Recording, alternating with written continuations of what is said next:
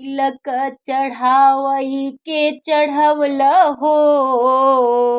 अरे तिलकिया में का लैके आया जी, तो तहुआ बड़ा मक्खी चूस हो।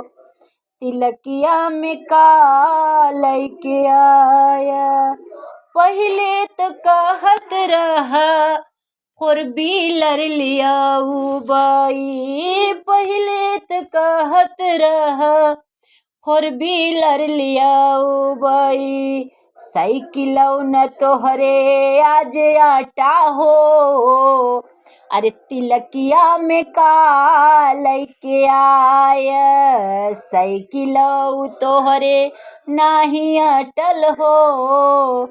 अरे तिलकिया में का लैके आया जी, तू तो हउआ बड़ा मक्खी चूस हो। तिलकिया में का लैके आया, तिलक चढ़ावई के चढ़वल हो। अरे तिलकिया में का लैके आया। पहिले तो कहत रहा रेशम के कपड़ा लियाऊ बाई, पहिले तो कहत रहा सोने की थाली लियाऊ बाई। स्टीलौ के दैया होई ग चोर हो। स्टीलौ के दैया होई ग चोर हो। अरे तिलकिया में का लैके आया जी, तू तो हउआ बड़ा मक्खी चूस हो। तिलकिया में का लैके आया। पहिले तो कहत रहा रेशम के कपड़ा लियाऊ बाई, खद्दरौ के कपड़ा ना लियौला हो।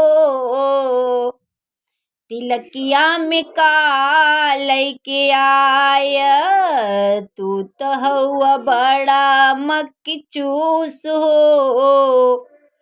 तिलकिया में का लैके आया। पहिले तो कहत रहा सोने के चैनौ चढ़ाऊ बाई। अरे अंगूठियों के दैया गया गोल हो। अंगूठियों तोहरे नाही अटल हो। अरे तिलकिया में का लैके आया, तू तो हउआ बड़ा कंजूस हो।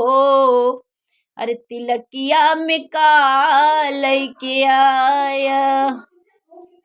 पहिले तो कहत रहा अच्छे अच्छे फल लैके आउबई, बड़ी बड़ी पेटी में लियाऊ बाई। नाही लाया छोटई के डलैयौ में। अरे तिलकिया में का लैके आया जी, तू तो हउआ बड़ा कंजूस हो।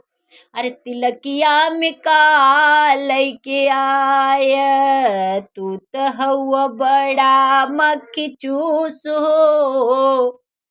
तिलकिया में का लैके आया, तिलक चढ़ावई के चढ़वल हो। तिलकिया में का लैके आया जी।